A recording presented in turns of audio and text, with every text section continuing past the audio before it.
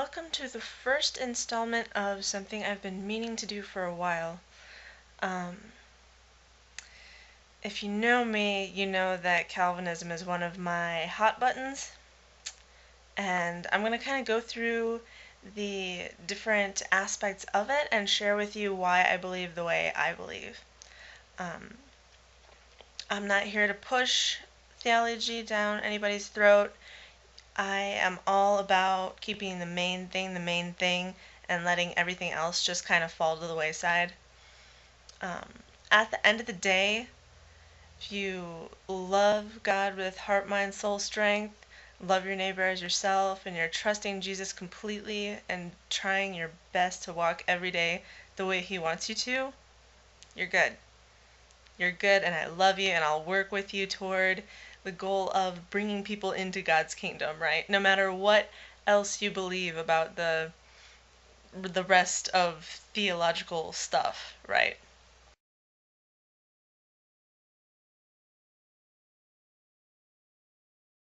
Okay. So, part of Calvinism is the idea of limited atonement.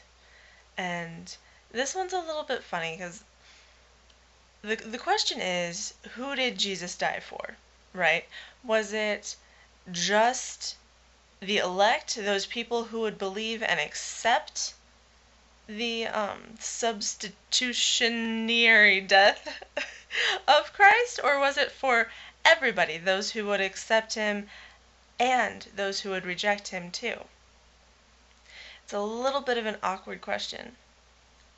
But the way Calvinists see it is that Christ's death was only for the elect, that Jesus died only for the people who would accept Him. So I was thinking about that today, and it's kind of almost tempting to go ahead and say, yeah, that makes sense. Because, if you think about it, it would be nice to think that Jesus only died for those who would accept His sacrifice, right? Because that way none of His blood was shed in vain. There was a purpose for every drop, for every labored, agonizing breath He took. There was a purpose. There was a person.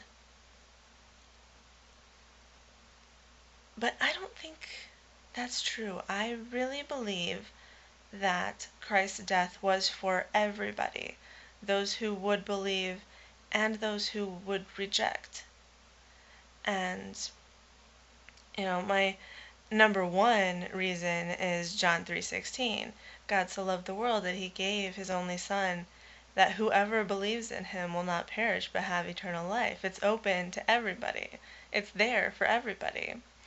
But let's get a little more biblical, dive a little further, right? I came up with this earlier today, actually. I got to take communion over my lunch break, and I was thinking about something I've quoted to myself in prayer, for my personal communion time so many times, but I never really connected.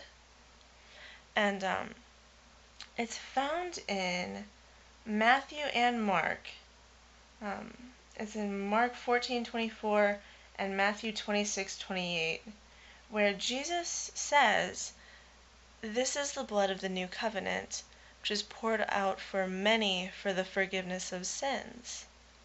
Now that's what He says when He instates, the bread and the cup for His disciples, for us to carry on, to remember Him by, right? He says, "for many." And I looked it up there in the Greek, that word many, and it's the same in both Matthew and Mark. It's the Greek word polus. It's a very common word, and it's always translated as much or many or often. It's a very straightforward, this is what it means word. Not it could mean this, or this. It's this is what it means. Now come on over with me to Matthew 7, verses 13 and 14. Here Jesus is talking about the wide and the narrow gates. And He says, "Go in through the narrow gate, for the gate that leads to destruction is wide, and the road broad, and many travel it. But it is a narrow gate and a hard road that leads to life, and only a few find it. That word for many is the same there as in the two verses we looked at when Jesus talked about his blood being poured out for many for the forgiveness of sins. He didn't say the few. He didn't say that his blood was poured out for the few that would find the narrow road. He said for the many. And I think it's beautiful. And I think it shows the depth of the love of God. That he is going to love you to the very fullest extent possible, whether you love him back or not. That's what unconditional love is. So that's why I don't buy into the idea of limited atonement. Now, if you want to discuss this matter further, that's totally cool.